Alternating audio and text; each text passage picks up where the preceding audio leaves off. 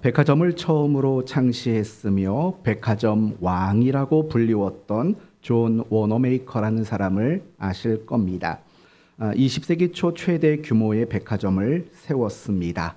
그리고 여러분이 잘 아시는 고객은 왕이다 라는 표현을 사용했던 사람이기도 합니다. 그가 백화점 사업으로 굉장히 큰 성공을 이루었을 때 어떤 한 사람이 이렇게 물었습니다.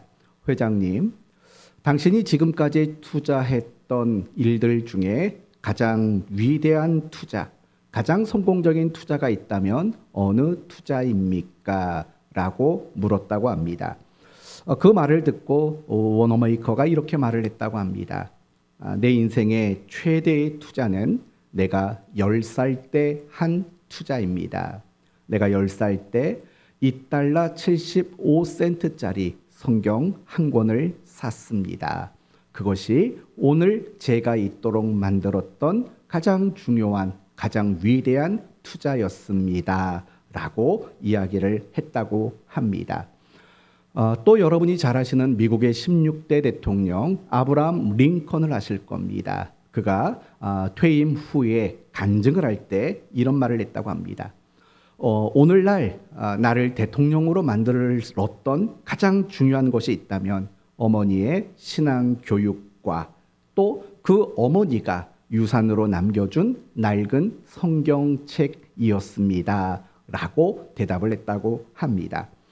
여러분, 존 워너메이커와 아브라함 링컨 이 두 사람의 이야기의 공통점은 뭡니까? 그들은 참 훌륭한 사람들이라는 겁니다.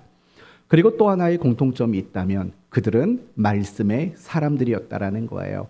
하나님의 말씀을 대단히 사모하고 하나님의 말씀을 대단히 소중히 여겼던 사람이라는 공통점이 있습니다. 오늘 본문도 마찬가지입니다.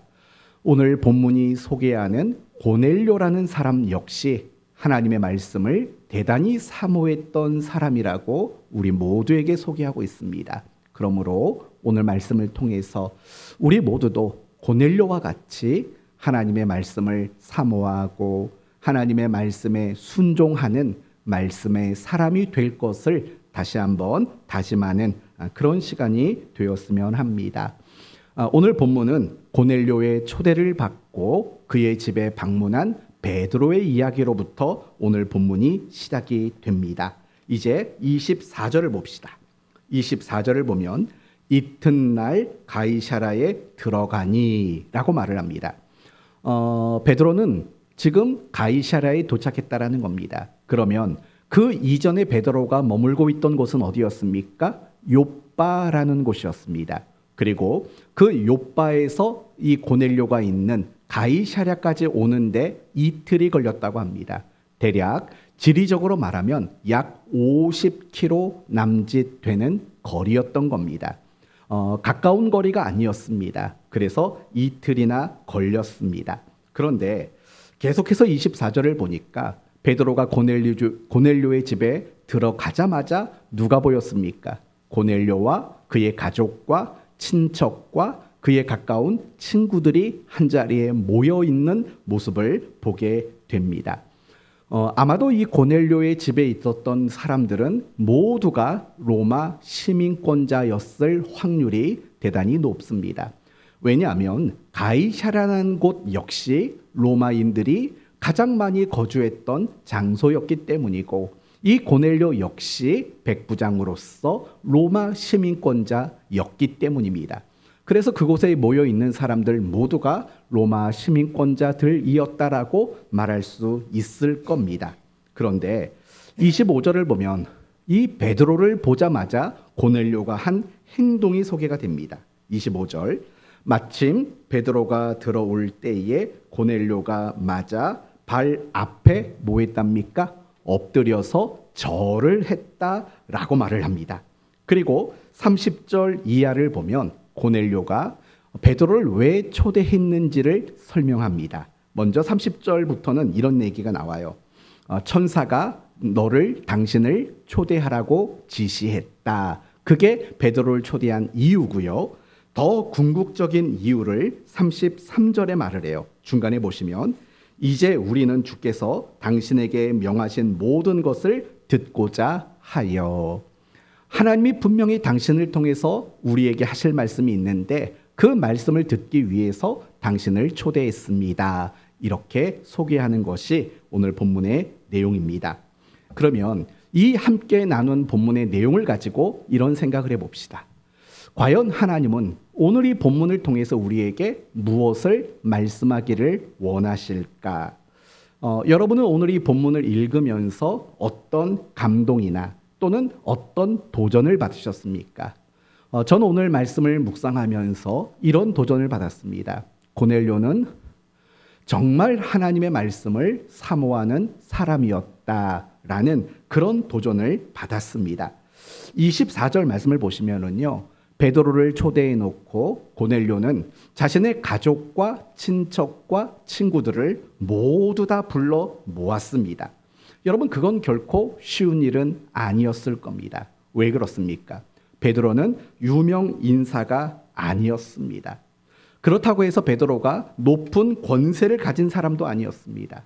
그렇다고 베드로가 아주 유명한 어떤 학자도 아니었습니다. 제가 아는 노예 목사님 중 한 분 이번 주일에 이용식 씨를 초대한다고 합니다. 개그맨 이용식 씨 알죠? 뚱뚱한 그분을 초대해서 이웃 초청 잔치를 한다고 합니다. 여러분, 그렇게 유명한 사람을 초대하면 당연히 누군가는 올 수도 있겠지요. 그런데 유명하지도 않고 뭐 널리 알려진 사람도 아닙니다. 베드로는. 그런데 그런 베드로를 초대한 겁니다. 심지어 이 베드로에 대한 소문은 어떻게 났겠습니까? 유대인들에게 이단이라고 소문난 사람들이죠. 왜냐하면 당시 유대인들은 기독교인을 이단의 앞잡이라고 여겼게 분명했기 때문입니다. 율법에 저주받아 죽은 자를 메시아다, 그리스도다 이렇게 추종하는 이단 중에 이단으로 여겼을 게 분명합니다. 그런데 그런 이단의 리더였으며 이단의 지도자 역할을 감당했던 베드로를 초대하는 겁니다. 그게 과연 쉬운 일이겠습니까? 결코 쉬운 일은 아니었을 겁니다. 더욱이 고넬료는 베드로가 자신의 집에 들어오자마자 어떻게 했다고 그랬습니까? 엎드려 큰 절을 했다라고 이야기를 합니다. 그것도 쉬운 일은 아닐 겁니다. 정말 세상적인 기준으로 놓고 본다면 이 고넬료라는 사람이 베드로 앞에 엎드려 절할 만한 사람은 결코 아니기 때문에 그렇습니다. 이 고넬료는 누굽니까? 로마의 시민권자입니다. 그럼 베드로는 누구입니까? 로마의 식민 통치를 받는 나라의 한 사람에 불과했습니다. 뿐만 아니라 학문의 수준이든 재산이든 권세든 명예든 인맥이든 어떤 걸 놓고 비교해봐도 베드로와 비교가 될 수 없을 정도로 월등했던 사람이 고넬료입니다. 그럼에도 불구하고 고넬료는 이 베드로를 보자마자 엎드려 절을 했다고 말을 합니다. 과연 그 이유는 뭘까요? 왜 많은 가족과 친척과 친구들을 불러 모았을까요? 왜 그 베드로를 보자마자 엎드려 절을 했을까요? 그 베드로 개인에 대한 어떤 존경심 때문은 아닐 겁니다. 왜냐하면 이 고넬료는 베드로가 어떤 사람인지 사실은 잘 알지 못했기 때문입니다. 그래서 30절 말씀 이하에 보시면 31절을 보면 말하되 고넬료야 하나님이 내 기도를 들으시고 내 구제를 기억하셨으니 사람을 욥바로 보내어 베드로라 하는 시몬을 청하라 라고 말을 해요. 이때까지만 해도 아마 고넬료는 베드로가 어떤 사람인지 자세히 몰랐을 거예요. 그리고 이 고넬료가 사람을 베드로에게 보낸 이후에 수소문을 했겠죠. 사람들에게 물어봤겠죠. 도대체 베드로가 누구냐? 어떤 사람이냐? 이 베드로가 하나님과 어떤 관계냐? 라고 물었겠죠. 그리고 거기에서 어느 정도의 정보는 얻었을 겁니다. 그러나 중요한 것은 이 고넬료라는 사람이 베드로와 개인적인 친분이 있었던 것도 아니고 베드로에 대한 어떤 존경심이 있었던 것도 분명히 아니라는 겁니다. 그럼에도 불구하고 그 베드로를 볼 때 엎드려 절을 했다고 말하는 겁니다. 결국 이러한 고넬료의 모습이 우리에게 말하려고 하는 것은 뭐냐면 이 고넬료는 하나님의 말씀을 너무나도 사모하는 그런 마음이 있다라는 겁니다. 이거 전혀 비교가 되지 않는 이야기겠지만 여러분 우리가 목회자가 요즘에는 신방 가는 일들이 많이 줄지 않았습니까? 예전에는요, 목회자가 신방을 가게 되면 그 집은요, 난리도 아닙니다. 청소해야죠, 음식해야죠. 얼마나 정성껏 신방을 받을 준비를 하는지 모릅니다. 아마 여러분도 그런 경험이 많았을 거예요. 목사님이 신방 오신다 하면 그날은 대청소하는 날이죠. 그렇죠? 집 다 깨끗이 치우고 목사님 오실 때 정말 가장 좋은 모습으로 신방을 받는 그런 모습들이 있지 않았겠습니까? 제가 예전에 부목사 시절에 정말 신방을 많이 다녔어요. 하루에 10집 넘게 막 춘계 신방, 추계 신방 다니면은요, 어떨 때는요, 제가 신방하고 나서 병원에 갔다 온 적도 있어요. 하도 음식을 많이 차려가지고. 여러분, 어떤 일이 있었냐면 제가 신방 갈 때마다 성도들이 밥을 다 차리는 거예요. 내가 몇 시에 가든지 상관없어요. 뭐 점심 때 가서 그때만 딱 한 집만 차리면 좋은데, 점심 먹고 신방을 2시에 가면 2시에 또 점심을 차려요. 그게 몇 번을 먹었는지 몰라요. 다음날 제가 못 일어났어요. 병원에 갔더니요, 음식이 위에 차서 내려가지를 않았대요. 왜 웃어요? 음식이 내려가지 않을 정도로 음식을 그렇게 먹었던 기억이 나요. 제가 그런 말씀을 드리는 이유는요, 그렇게 정성껏 한다라는 거잖아요. 그런데 오늘 본문의 이 고넬료의 모습을 보면 그것과 비교가 되지 않는 거예요. 그리고 목회자가 신방 오는데 그렇게 정성껏 준비하는 이유가 뭐예요? 사모하는 마음이 있기 때문이잖아요. 은혜를 사모하는 마음, 말씀을 사모하는 그런 마음들이 있기 때문인 거죠. 고넬료는 그 이상의 모습이었을 게 너무나도 분명하다라는 거예요. 저는 이런 고넬료의 모습을 보면서 이게 하나님이 우리에게 바라는 모습이 아니겠는가라고 확신을 가집니다. 항상 하나님의 말씀을 사모하는 그런 사람이 될 것을 하나님은 기대하고 있다라는 거예요. 왜냐하면요, 하나님의 말씀을 사모하는 바로 그것이야말로 가장 복 있는 사람이기 때문에 그래요. 여러분이 잘 아시는 시편 1편 1절에서 3절, 복 있는 사람은 악인의 꾀를 따르지 아니하며 죄인의 길에 서지 아니하며 오만한 자의 자리에 앉지 아니하고 오직 여호와의 율법을 즐거워하여 그 율법을 주야로 묵상하는 자로다. 그는 시냇가에 심은 나무가 철을 따라 열매를 맺으며 그 잎사귀가 마르지 아니함 같으니 그가 하는 모든 일이 다 형통하리로다. 성경은 분명히 그렇게 말을 해요. 복 있는 사람은 여호와의 율법을 주야로 묵상한다. 여러분, 그 정도로 말씀을 사모하는 거, 그게 가장 복이 있는 사람이라고 말하기 때문에 그래요. 저는 여러분 모두 마음속에 정말 그런 마음이 있었으면 좋겠어요. 하나님의 말씀을 여러분이 읽든지 아니면 여러분이 말씀을 듣든지 간에 정말 그 말씀을 고넬료와 같이 그가 베드로를 보았을 때 엎드려 절을 한 것처럼, 그가 그 말씀을 들을 때 자신의 가족과 친척과 친구들을 다 불러 모았던 것처럼 정말 그렇게 간절하게 사모하는 마음이 여러분의 마음속에 있었으면 좋겠어요. 어떤가요? 여러분의 마음속에는요, 그 고넬료가 말씀을 사모하는 것 같은 그런 사모하는 마음이 과연 있으십니까? 좀 숫자적인 이야기로 한번 바꿔봅시다. 여러분은 하루에 성경을 몇 장 읽으십니까? 또는 여러분은 하루에 성경을 몇 시간 읽으십니까? 시간이라고 말해서 좀 놀라셨습니까? 그러면 하루에 몇 분 정도 여러분은 성경을 읽으십니까? 제가 자주 여러분에게 이런 통계를 말씀드리잖아요. 매일 성경을 읽는 사람은요, 고작 15%밖에 안 돼요. 일주일에 한 번 이상 성경을 보는 사람은 18%예요. 나머지 67%는요, 한 주 내내 늘 성경을 읽지 않고 살아가는 그리스도인들이라는 말의 뜻인 거예요. 어때요? 여러분은 어느 쪽에 해당되시나요? 매일 성경을 보시는 15%? 아니면 일주일에 한 번 정도는 보는 18%? 아니면 한 주간을 살아도 성경을 전혀 읽지 않는 67%에 속하는 사람이십니까? 어느 쪽에 여러분이 해당되시나요? 아니면 여러분 또 한번 생각해 볼게요. 여러분은 지금까지 신앙생활을 몇 년 정도 하셨습니까? 10년, 20년, 30년, 아마 그 이상 하신 분들도 계실 겁니다. 그러면 여러분은 지금까지 수십 년 동안 성경을 몇 번을 읽으셨는지 한번 생각해 보십시오. 성경을 한 10번 정도는 읽으셨을까요? 아니면 나는 지금까지 성경을 5번 정도는 읽으셨을까요? 아니면 좀 부끄러운 이야기지만 내가 지금까지 수십 년 신앙생활을 했지만 창세기부터 계시록까지 다 완독해 본 경험이 혹시 없지는 않으십니까? 한번 생각해 보세요. 항상 성경책을 보면 창세기가 너덜거리고 시편과 잠언서가 너덜거리고 마태복음 쪽에만 좀 너덜거리고 나머지는 여전히 새 거로 남아있지는 않으십니까? 하나님의 말씀을 내가 정말 얼만큼 사모하고 있는가를 한번 생각해 보셔야 돼요. 어쩌면 이렇게 반문하고 싶은 그리스도인들이 계실지도 몰라요. 목사님, 성경을 읽는 게 뭐가 그렇게 중요합니까? 라고 반문할지 몰라요. 여러분의 생각은 어떻습니까? 성경을 읽는 게 중요할까요? 중요하지 않을까요?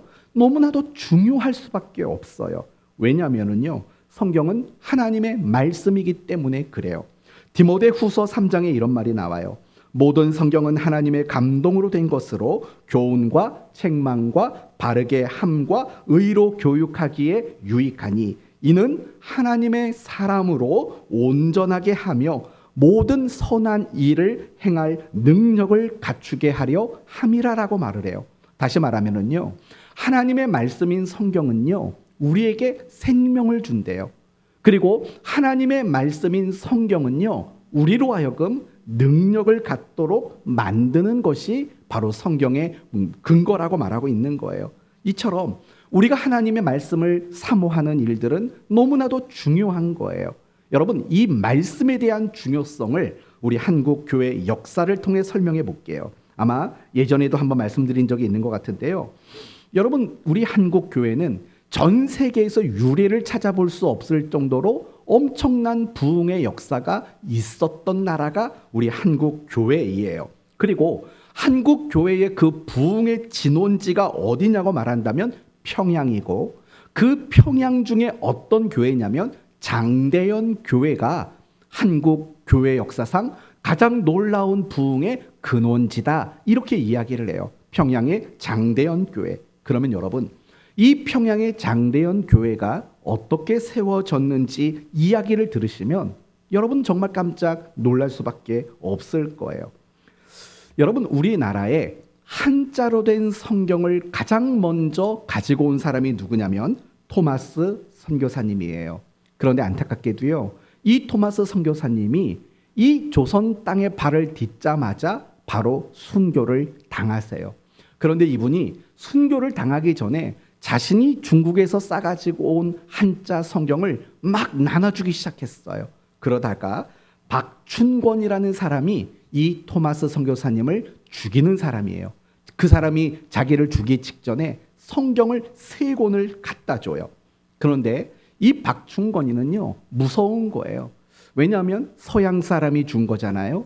그리고 자기가 그 사람을 죽였잖아요. 그리고 그 사람의 물건을 내가 가지고 있잖아요. 여러분, 그러면 귀신 붙을 거라는 그 무서운 마음들이 그 사람 마음속에 있었어요. 그래서 그 책을 누구에게 줬냐면 최치량이라는 사람에게 그 성경을 줬어요. 한 10서너 먹은 아이였어요. 그 사람에게 성경을 줬어요. 그리고 나서 시간이 조금 지난 다음에 그 평양의 감사가 뭐라고 말하냐면 이 서양 선교사가 가지고 왔던 물건들을 모두 회수해라, 모두 다 반납해라 라는 명을 내리게 돼요. 그때 그 모든 거에 대한 총책임을 누가 맡았냐면 박영식이라는 사람이 맡았어요. 그 서양 선교사가 가지고 온 물건들을 회수하고 그걸 불태우는 일에 이 박영식이라는 사람이 임명됐어요. 그리고 회수해서 불태웠어요. 그런데 몇 권의 성경은 슬쩍 가지고 갔어요, 자기 집에. 그래서 그걸 가지고 뭐에다 썼냐면 자기 집 벽지로 썼어요, 벽지. 여러분, 그 시대에 종이가 그렇게 흔한 시대는 아니었잖아요. 그러니까 그 성경을 한 장씩 한 장씩 들어가지고 자기 집 벽에 도배를 해버렸어요. 그리고 중요한 것은 뭐냐면 그가 벽에 있는 도배지 성경을 보다가 거기에서 예수님을 믿게 돼요. 놀라운 일이 일어나지 않습니까? 그리고 나서 시간이 지나서 그 집을 누구에게 팔았냐면 최치량이라는 사람한테 팔았어요. 여러분, 이 최치량이 누구였죠? 아까 그 토마스 선교사님을 죽였던 박충권에게 성경을 전달받은 어린아이가 바로 이 최치량인데, 그 사람이 박영식이라는 사람의 집을 샀어요. 그리고 그 집을 여관으로 바꿨어요. 영업을 하려고 여관으로 바꿨어요. 그런데 어느 날 여러분이 잘 아시는 마포 삼열 선교사님이 평양에 방문을 했어요. 그리고 그 여관에 머물다가 깜짝 놀라게 돼요. 왜냐하면 벽에 뭐가 붙어 있어요? 성경이 붙어 있는 거예요. 그래서 그 여관 주인 최치량이를 불러서 묻는 거예요. 이게 뭐냐? 이 자초지정을 다 듣다 보니까 토마스 선교사님이 나오고 그분의 순교 이야기가 나오고 막 이런 것들을 보면서요, 마포 삼열 선교사님이 굉장히 놀라운 하나님의 섭리를 깨닫게 돼요. 그리고 그 최치량이라는 여관 주인에게 복음을 전해요. 그랬더니 그 사람이 그것을 예수를 믿게 돼요. 그리고 여관이었던 자신의 집을요, 하나님께 바쳐요. 그게 장대현 교회의 모체였던 널다리골 교회가 된 거예요. 그리고 참 재미있는 것 중에 하나가 뭐냐? 토마스 선교사님을 죽였던 박충권이라는 사람이 있지 않습니까? 그 사람이 그 널다리골 교회의 장로가 돼요. 그러니까 이 토마스 선교사님이 조선 땅에 와서요, 제대로 사역을 하나도 하지를 못했어요. 단지 성경을 뿌리고만 갔어요. 어떤 사람은 종이가 좋아서 그걸 도배지로 했고, 어떤 사람은 서양의 물건이라는 신기한 마음 때문에 가지고 있다가 그들이 이상하게도 모두 다 예수를 믿고 또 그 집이 교회가 되는 이런 놀라운 역사들이 일어나게 됐다라는 거예요. 제가 여러분에게 이런 예를 드리는 이유는요, 여러분이 늘 가지고 있는 그 성경이 아무것도 아닌 게 아니라는 거예요. 여러분이 그 성경 말씀을 읽으면 여러분은 지혜로운 사람이 될 수 있어요. 하나님의 말씀이 있는 그곳에서는요, 죽음의 땅에는 생명의 땅으로 바뀌어져요. 하나님의 말씀이 있으면은요, 강팍했던 심령들이 그 마음이 녹아지는 일들이 일어나요. 염려와 두려움에 사로잡혔던 사람들에게는요, 자유와 평안이 임하게 되어 있어요. 바로 하나님 말씀 속에는 이런 생명과 이런 능력이 담겨져 있다라는 거예요. 우리가 살아가는 이 시대는요, 말씀의 홍수 시대 속에 우리는 살아가요. 원하면 얼마든지 설교를 들을 수 있는 시대예요. 원하면 얼마든지 성경의 뜻이 무엇인가를 찾아볼 수 있는 자료가 많은 시대예요. 내가 원하면 얼마든지 성경을 배울 수 있는 기회가 많은 곳이, 많은 시대가 바로 우리가 사는 이 시대인 거예요. 그런데 신기한 거는요, 말씀의 홍수 시대를 우리가 살아가고 있지만 그 속에 살아가는 우리에게는요, 말씀을 사모하는 마음들이 갈수록 식어져 버리고 있다라는 안타까운 현실인 거죠. 많은 그리스도인들이 말씀을 사모하지 않아요. 그 말은 무슨 말이냐면요, 많은 그리스도인들이 기준이 없고 원칙이 없고 모범이 없는 삶을 살아가요. 그러다 보니까 내가 어긋나고 잘못된 길을 걸어도 내가 잘못 가고 있다라는 것조차도 깨닫지 못하는 그런 일들이 일어나고 있다라는 거예요. 어긋난 길을 갔어요. 죄악된 길을 걸어요. 그러나 자신이 그런 모습이라는 걸 알지를 못해요. 왜 알지 못할까요?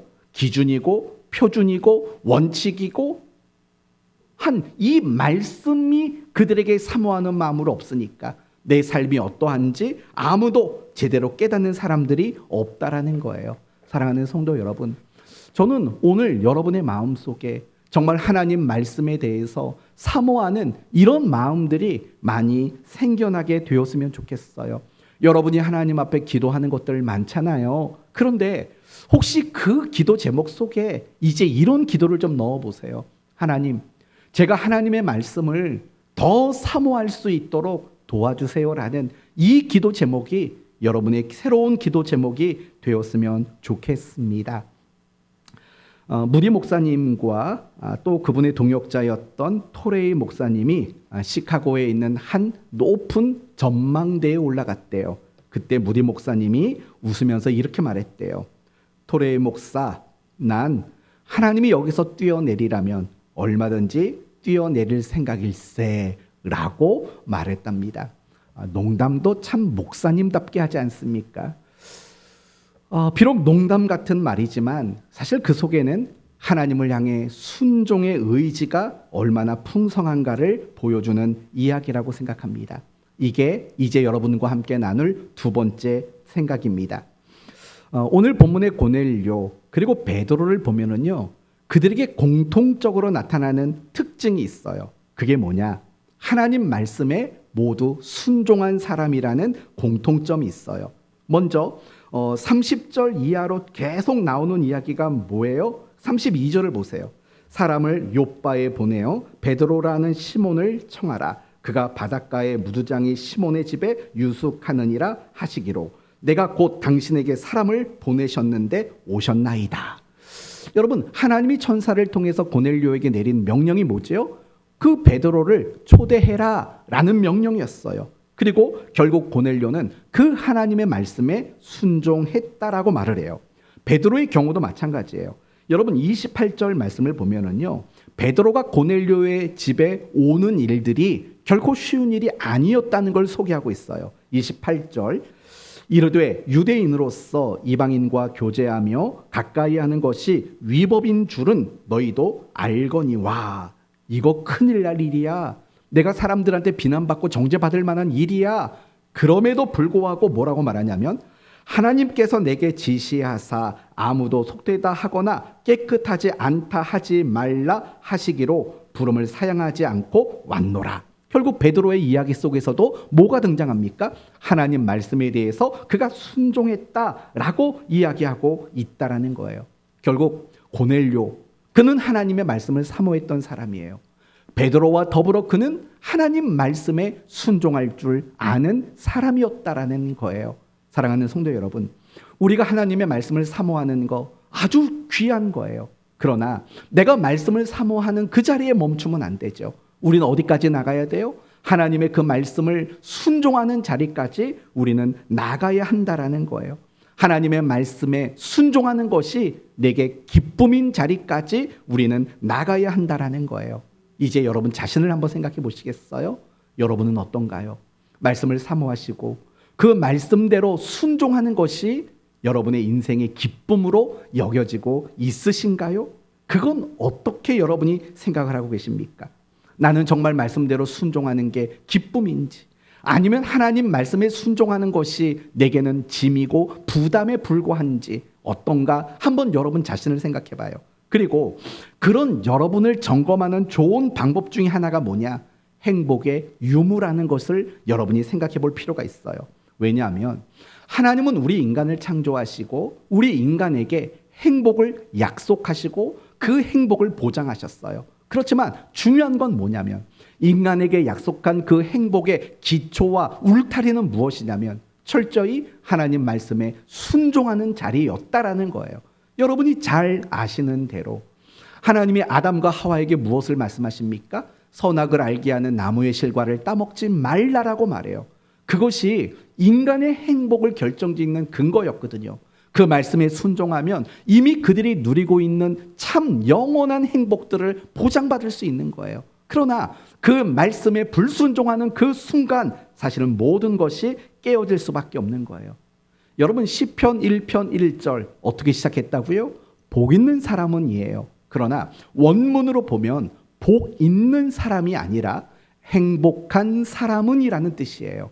여러분 결국 행복의 그 결정은 무엇이냐? 악인의 꾀, 죄인의 길, 오만한 자의 자리로 안 가는 거고 어디로 가는 거예요? 여호와의 율법을 즐거워하여 그 율법을 주야로 묵상하는 그 자리를 향하는 사람에게는 진정한 행복이 있다라고 말하는 거예요. 그렇기 때문에 여러분이 그리스도인으로서 인생을 살아갈 때 내게 행복이 있는가 없는가를 점검해 볼 필요가 있는 거예요. 만약에요, 정말 내게 행복이 없다면 여러분은 진지하게 여러분의 인생을 고민해 봐야 돼요. 나는 하나님의 말씀에 정말 순종하는 그 삶을 살아가고 있는지를 여러분 한번 고민해 보셔야 돼요. 순종이 있는 자리에는 반드시 행복이 있을 수밖에 없어요. 그러나 순종이 무너진 그 자리에는 더 이상 행복이 존재할 수 없기 때문에 그래요.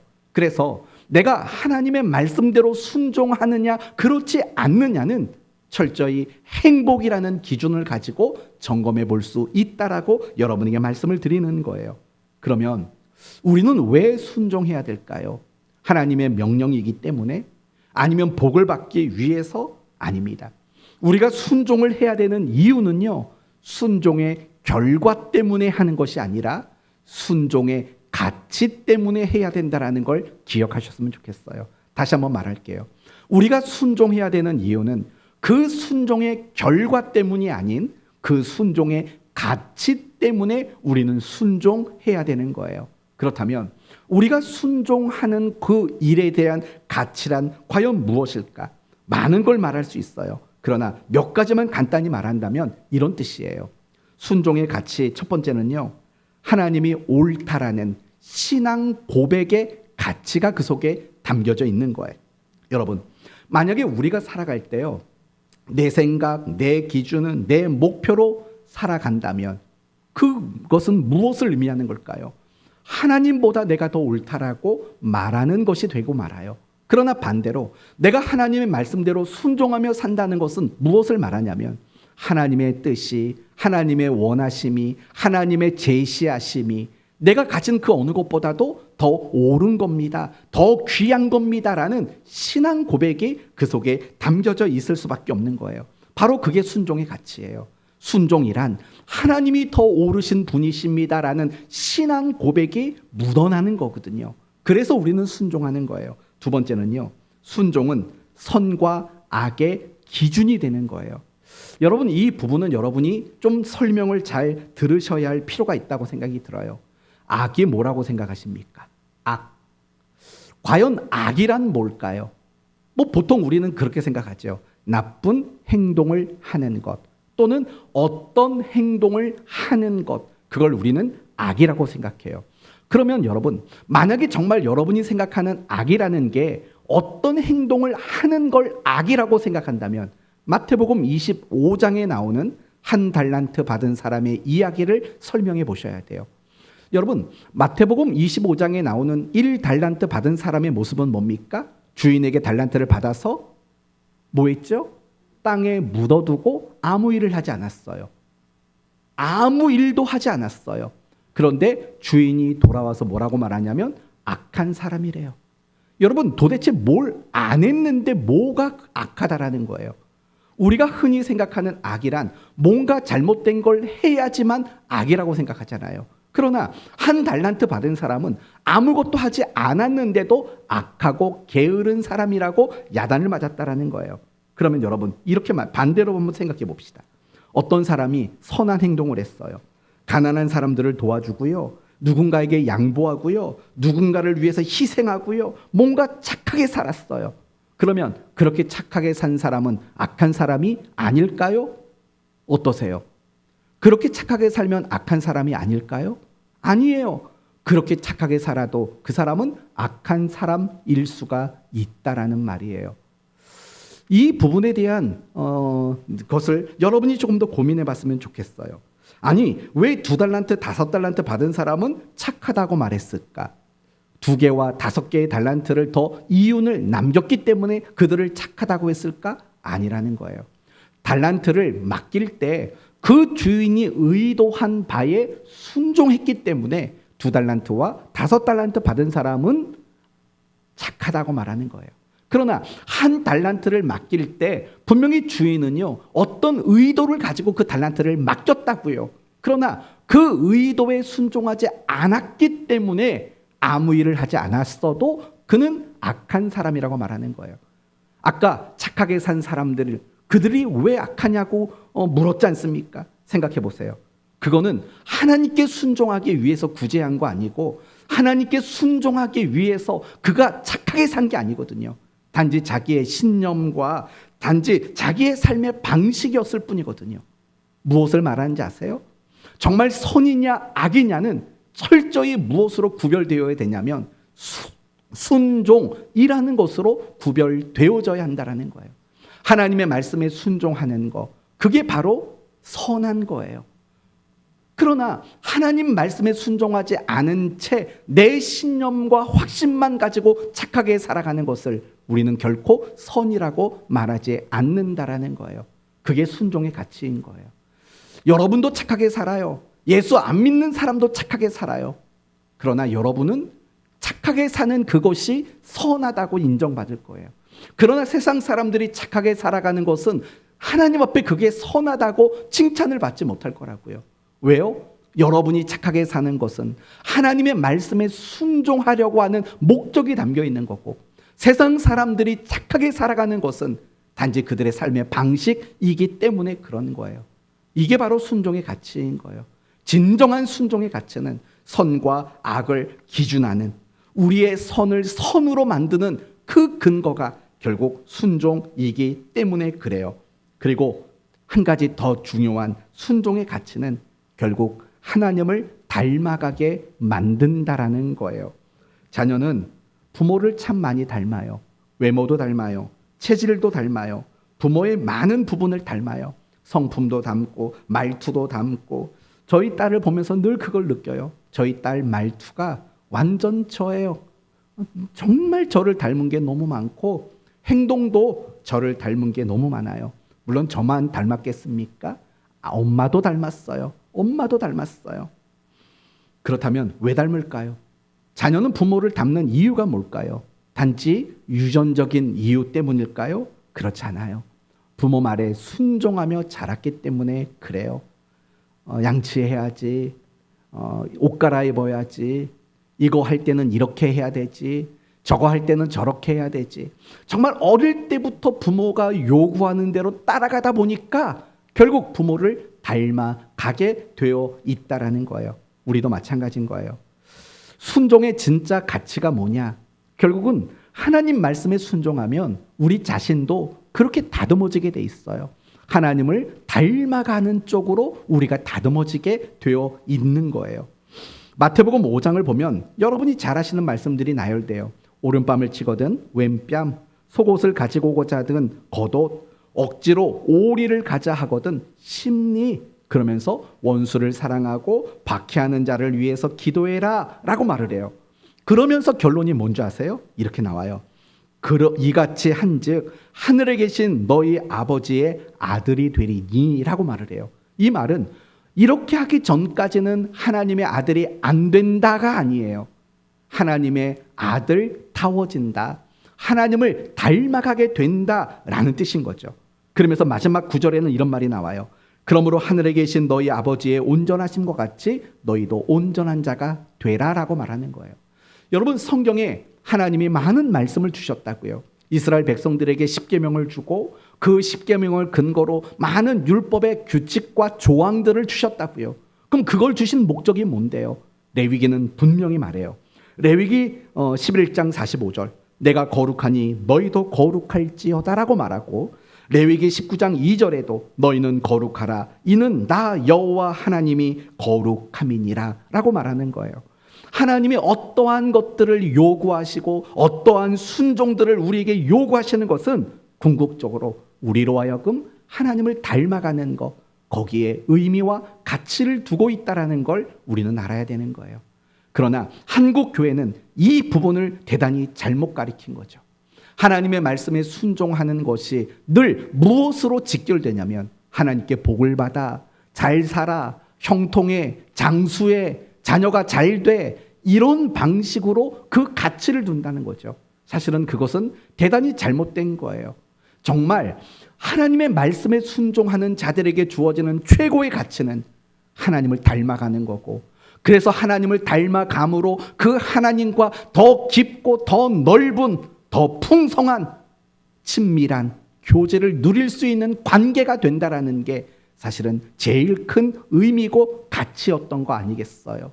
사랑하는 성도 여러분, 아담과 하와가요, 순종의 자리에 있었을 때 그들은 하나님과의 교제에 그 어떤 가로막힘이 없었다고요. 그러나 그들이 불순종함으로 그들은 하나님과의 교제가 단절되었다라는 걸 아시지 않습니까? 마찬가지인 거예요. 순종의 가장 큰 의미와 가치는 뭐냐? 나로 하여금 하나님을 닮아가고, 그래서 그 하나님과 교제하는 것들이 더 깊고 풍성해지도록 만드는 것, 그것이 순종의 가장 큰 가치라는 사실을 우리는 잊지 말아야 하는 거예요. 그래서 우리는 순종해야 된다는 거예요. 사랑하는 성도 여러분, 하나님은 여러분이 말씀을 사모하는 자가 되기를 원하세요. 그리고 하나님은 여러분이 더 나가서 순종하는 사람이 되기를 원하세요. 오늘 밤 잠들기 전에 한번 잠깐 생각해 보시겠어요? 하나님, 지금 저에게 요구하시는 순종은 무엇입니까? 제가 이렇게 말씀을 드리는 이유는 뭐냐면 분명히 하나님이 우리에게 바라고 있는 순종의 무언가가 있는데 우리는 듣지 않고 외면하고 있는 것들이 분명히 각자에게는 있을 게 뻔하기 때문입니다. 그래서 오늘은요, 여러분이 오늘 저녁에 잠들리는 그 시간에 한번 고민해 봤으면 좋겠어요. 하나님, 저에게 지금 원하시는 순종이 무엇입니까? 이런 질문과 이런 고민이 여러분 마음속에 생겨나게 되었으면 좋겠습니다. 이제 마지막으로 간단하게 한 가지만 더 말씀을 드릴게요. 오늘 설교의 내용은 너무 간단합니다. 말씀을 사모하자. 그리고 그 말씀에 뭐 하자? 순종하자. 그러면 이것을 위해서 우리가 해야 될 일은 뭘까? 가장 기본적인 건 결심이겠죠. 여러분, 결심 없이는 아무런 열매가 맺혀지지를 않아요. 마치 이런 것과 같아요. 결심은 씨를 뿌리는 거예요. 여러분, 씨를 뿌리지 않으면 뭔가를 거둘 수 있을까요? 못 거둬요. 마찬가지인 거예요. 내가 신앙생활하면서 어떤 신앙의 열매를 거두기 위해서는 반드시 그것에 상응하는 씨를 뿌려야 돼요. 그 씨가 뭐라고요? 바로 결심이라는 거예요. 여러분이 말씀을 사모하고 말씀에 순종하는 사람이 되려면, 그 열매를 거두려면 결심이라는 것이 먼저 여러분에게 있어져야 해요. 그리고 마지막으로 정말 중요한 거는요, 여러분 자신을 하나님 앞에 두시는 일을 하셔야 돼요. 전 오늘 말씀을 보다가요, 이 표현이 너무 은혜가 됐어요. 33절을 한번 같이 보실까요? 33절 한번 마지막으로 같이 읽어볼게요. 33절, 내가 곧 당신에게 사람을 보내었는데 오셨으니 잘하였나이다. 이제 우리는 주께서 당신에게 명하신 모든 것을 듣고자 하여 다 하나님 앞에 있나이다. 아멘. 저는 이 마음이 우리 모두에게 필요하다고 생각합니다. 지금 고넬료가 뭐라고 말한 줄 아세요? 하나님 앞에 있나이다 라고 말을 하고 있어요. 이 말 속에는요, 이런 뜻이 담겨져 있는 거예요. 저는 하나님이 소원입니다 라는 뜻인 거예요.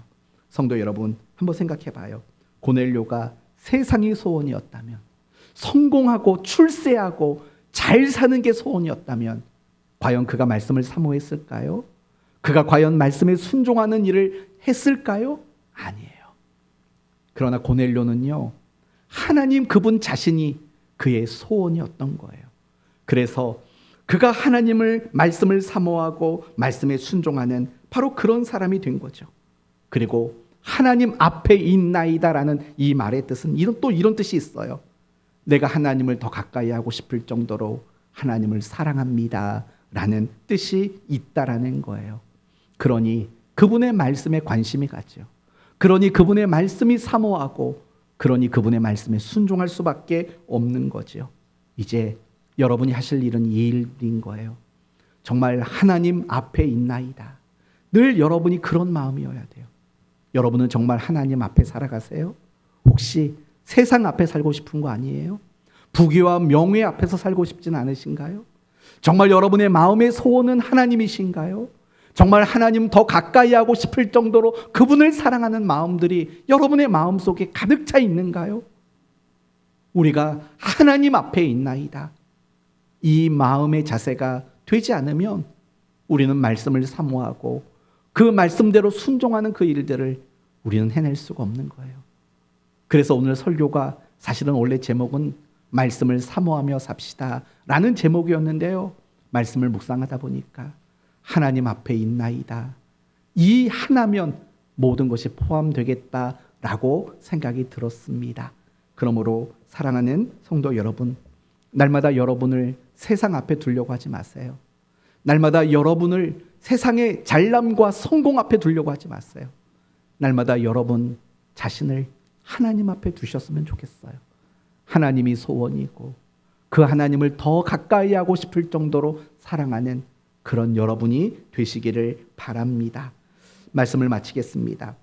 성경은 하나님의 감동으로 기록된 정확무오한 하나님의 말씀입니다. 이것은 우리에게 있어서 가장 절대적인 신앙 고백이어야 합니다. 그 고백 위에 하나님의 말씀을 사모하시고 하나님의 말씀에 순종하는 일에 열심을 내십시오. 이를 위해 결심하시고 무엇보다도 여러분을 하나님 앞에 있는 자로 그렇게 세우는 일을 열심내는 여러분이 되셔서 말씀의 사람 되시어 날마다 하나님의 말씀이 이끄는 행복의 인생을 살아가는 여러분 모두가 되시기를 예수 그리스도의 이름으로 축원드립니다. 아멘.